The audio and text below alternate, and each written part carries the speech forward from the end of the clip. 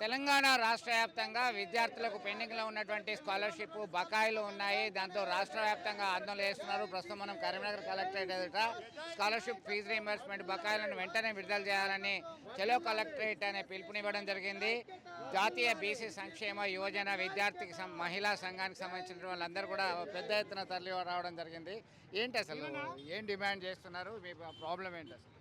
ఏం డిమాండ్ చేస్తున్నారు? ఈ ప్రభుత్వము గత ప్రభుత్వం చూసుకుంటే విద్యార్థులకు చేసిన గొప్ప పనులు ఏదో మనకు తెలుసు అందరికీ. ఆర్ కృష్ణయ్య గారి పిలుపు మేరకు ఈరోజు కలెక్టరేట్ ముట్టడి కార్యక్రమం చేస్తున్నాము. మహిళా విద్యార్థి సంక్షేమం యువజన సంఘం ఆధ్వర్యంలో ఈరోజు ఇక్కడ ఈ ప్రోగ్రాం చేయడం జరిగింది. పక్క రాష్ట్రాలైనటువంటి తమిళనాడు కానీ కర్ణాటక కానీ ఆంధ్రప్రదేశ్ చూసుకుంటే స్కాలర్షిప్లు 24,000 రూపాయలు ఇస్తున్నారు. మరి ఇవాళ ఈ తెలంగాణలో చూసుకుంటే 4,500 రూపాయలు ఇస్తున్నారు. మరి ఇది ఎంతవరకు కరెక్ట్ అని చెప్పి ప్రభుత్వాన్ని డిమాండ్ చేస్తూ ఉన్నాము. ఇవాళ సావిత్రిబాయి జయంతి సందర్భంగా ప్రభుత్వము ఇవాళ ఉపాధ్యాయ దినోత్సవం ప్రకటించినందుకు చాలా సంతోషము.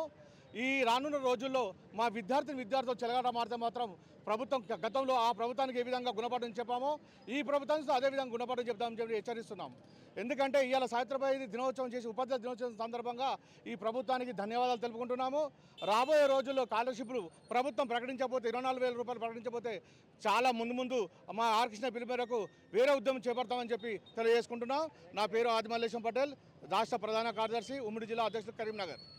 మీరు చెప్పండి, ప్రధానంగా ఎంత మేరకి బకాయిలు పేర్కొని ఉన్నాయి? మీ దగ్గర ఉన్నటువంటి డేటా ఏంటి?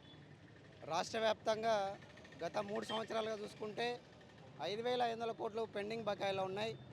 జిల్లా వ్యాప్తంగా చూసుకుంటే బీసీ, ఎస్సీ, ఎస్టీ, మైనార్టీల బకాయిలు 171 కోట్ల పైచీలకు ఉన్నాయి.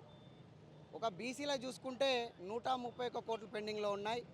ఏదైతే కాంగ్రెస్ ప్రభుత్వం అధికారంలోకి రాకముందు బీసీ డిక్లరేషన్ అని చెప్పి బీసీలకు ప్రతి ఏటా 20,000 కోట్ల బడ్జెట్ కేటాయిస్తామని చెప్పారు. ఈరోజు చూసుకున్నట్టయితే 9,200 కోట్లు మాత్రమే కేటాయించారు ఈ సంవత్సరానికి బడ్జెట్. దాంట్లో 5,500 కోట్ల పైచీలకు ఫీజు రీయింబర్స్మెంట్ స్కాలర్షిప్ బకాయిలే ఉన్నాయి.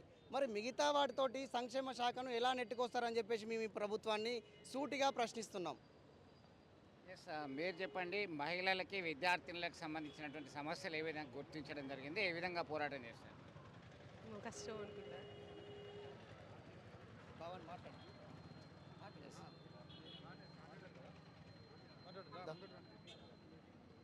ఏంటి మీ డిమాండ్ ఏంటి? ముఖ్యంగా కాలేజీ పిల్లలకి ఫీజులు బకాయిలు లేకుండా ఏ గవర్నమెంట్ ఉన్నా కూడా చెల్లించాలనేది ముఖ్యమైన ఉద్దేశం. పిల్లలు కూడా రోడ్లు ఎక్కే పరిస్థితి ఉంది. కలెక్టరేట్ ముందు కారణం ప్రధాన కారణం వాళ్ళని స్పందించి దీనిపైన పైకి ఫార్వర్డ్ చేయాలనే ఉద్దేశం.